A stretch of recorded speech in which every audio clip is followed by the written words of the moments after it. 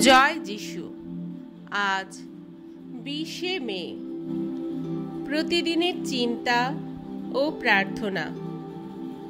দিনের প্রধান চিন্তা। ছলনা করে কেউ সরল বা নম্র হতে পারে না। আসি যবে সম্মুখে তোমার প্রভু, হারাই যে বাকশক্তি মোর। হৃদবীণা করে গান বারবার, জিহ্বা তবু রহে শব্দহীন। আমি যবে রহি তব পাশে, হে প্রভু আমার।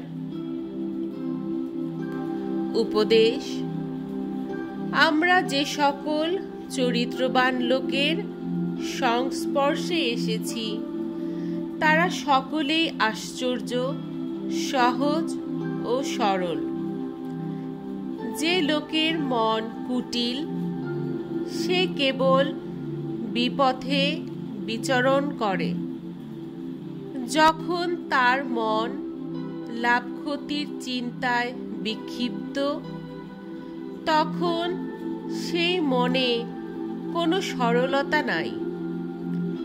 ভান করে কেউ সরল হতে পারে না।